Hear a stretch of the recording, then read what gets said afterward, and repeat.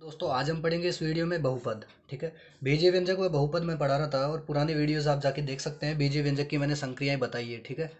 तो आज हम पढ़ेंगे बहुपद। बहुपद के अंदर हम देखते हैं इसकी कुछ परिभाषाएं। ठीक है। पहली परिभाषा देखते हैं, एक चर वाले बहुपद। ठीक है। एक चर वाले बहुपद किसे कहते हैं? एक चर राशि वाले ऐसे बीजीय व्यंजक, ठीक है, जिसमें चर के घातांक सदैव पूर्ण संख्याएं ही हो। ठीक है, पूर्ण संख्याएं होनी चाहिए, उन्हें एक चर वाले बहुपद कहते हैं। कहने का मतलब है कि अगर कोई भी जैसे चर है, राशि x या y या z कुछ भी, ठीक है, तो एक्स वाई जेड की घात कितनी होनी चाहिए? ज़ीरो या एक या दो, ऐसे चल के कुछ भी हो सकती है। ठीक है, एक, दो, तीन, यही होनी चाहिए, बटे वाली नहीं होनी चाहिए। ठीक है। और ये माइनस में नहीं होनी चाहिए। ठीक है। पूर्ण संख्याओं का मतलब जीरो, एक, दो, तीन, ये ऐसे करके अनंत तक चलेगी। ठीक है। तो ये ध्यान रखना। तो ये था हमारा एक चर वाले बहुपद जो ज्ञात हमें ध्यान रखने थे। ठीक है। एक चर का मतलब सिर्फ एक्स वाले तो एक चर वाले होंगे। दो चर का मतलब एक्स और वाई दोनों एक साथ आ जाए, या एक्स और जेड दोनों एक साथ आ जाए, कुछ भी। ठीक है। और तीनों एक साथ आ जाए तो तीन चर वाले हो जाएंगे। ठीक है। तो ये ध्यान रखने की बात है। अब देखते हैं हम आगे कि बहुपद के प्रश्न किस प्रकार आते हैं। तो चार प्रकार के प्रश्न बहुपद के आते हैं लगभग।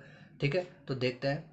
हाँ तो दोस्तों, बहुपद के अंदर इस प्रकार के चार प्रश्न पूछे जाते हैं। एक तो सबसे पहला जो प्रश्न होता है वो होता है बहुपद पहचानना। ठीक है। हमारे सामने बीजीय व्यंजक दे दिए जाते हैं, उनमें पूछते हैं कि बहुपद कौन सा है। ठीक है। दूसरा हमारा प्रश्न बनता है बहुपद में पद ज्ञात करना। ठीक है, कि यह जो बीजीय व्यंजक है, ये जो बहुपद है, वह कितने पद का है। ठीक है। तीसरा प्रश्न पूछता है कि इसकी घात ज्ञात कीजिए। ठीक है, कितनी घात का समीकरण है। और चौथा हमारा प्रश्न होता है शून्यांक। ठीक है।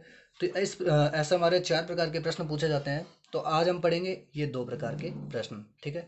इन दो प्रकार के प्रश्नों को किस प्रकार करते हैं तो देखिएगा। सबसे पहला जो हमारा प्रश्न है बहुपद पहचानना, कि किस किस समीकरण को हम बहुपद कहते हैं। ठीक है। तो दोस्तों, बहुपद पहचानने में सबसे पहले हमारे पास है एक्स, वाई और जेड। ठीक है। तो कोई भी चर ले सकते हैं हम, दोनों चर भी ले सकते हैं और तीसरा चर भी ले सकते हैं। तो इसके अंदर मैंने अभी पहले ऊपर बताया था, वही चीज़ है कि इसके अंदर पूर्ण संख्याएं होनी चाहिए हमेशा घात के अंदर। ठीक है। तो वही बहुपद कहलाएगा। जैसे जीरो हो जाती है इसकी घात, तो ये अचर गुणांक के साथ लगने वाली चर संख्या है। ठीक है।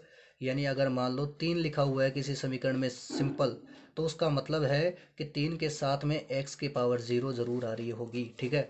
यानी उसकी घात पूछी जाए तो वो जीरो आ जाएगी। ठीक है। तो ये तो ध्यान रखने वाली बात थी। लेकिन अब देखिए, बहुपद पहचानने के मतलब यहाँ पे था कि एक्स की पावर के अंदर जीरो, एक, दो, तीन, चार वगैरह ये संख्या आनी चाहिए। ठीक है, बस। और दूसरा आप देखते हैं अब इसका जो कौन से एग्जाम्पल बहुपद नहीं कहलाते हैं, ये भी ध्यान रखना पड़ेगा हमें। ठीक है। तो देखते जाइए। हाँ तो दोस्तों, हमारे पास ये जैसे एग्जाम्पल है तीन। ठीक है। इनके अंदर क्या है कि इसको भी बहुपद, अब देखो यहाँ पे दे तो रखा है कि एक्स की पावर दो है। ठीक है। तो वैसे कंडीशन फॉलो हो रही है, लेकिन इसके अंदर देखिए कि एक्स स्क्वायर प्लस, इस एक्स स्क्वायर को ऊपर लेके जाएंगे तो एक्स की पावर माइनस टू हो जाएगा। ठीक है। तो माइनस टू तो हमें लेना ही नहीं है, माइनस वाली लेनी ही नहीं है हमें संख्या, तो वो बहुपद नहीं होगा। ठीक है।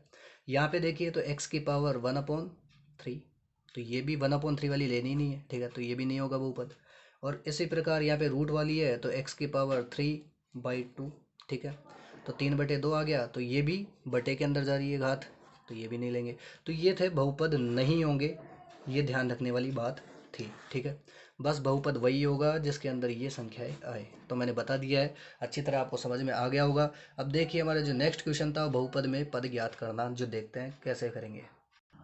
तो दोस्तों देखिए, हमारा नेक्स्ट क्वेश्चन है बहुपद में पद ज्ञात करना। तो पद कैसे ज्ञात करते हैं देखिए।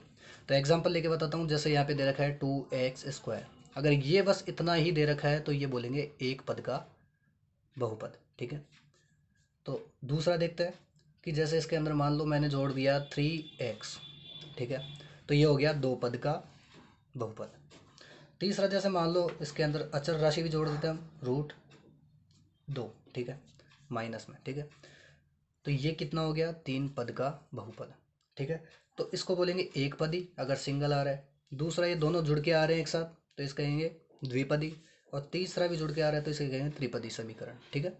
तो इस प्रकार बहुपद के पद ज्ञात कर सकते हैं। तो दोस्तों ये थे हमारे दो प्रश्न जो मैंने बताए हैं। तो बहुपद में पद ज्ञात करना, और इससे पहले मैंने बताया था कि कौन कौन से बहुपद कहलाते हैं। ये हमारे प्रश्न पूछे जाते हैं परीक्षा में। ठीक है। तो ये दोनों प्रश्न मैंने बता दिए हैं। अगले वाले नेक्स्ट वीडियो के अंदर जो मैं बताऊंगा, वो बताऊंगा बहुपद की घात किस प्रकार ज्ञात की जाती है और बहुपद के शून्यांक किस प्रकार ज्ञात किए जाते हैं। वो इम्पोर्टेंट है। ठीक है। और दोस्तों उसे समझने के लिए पहले ये समझना ज़रूरी था, इसलिए मैंने ये समझा है।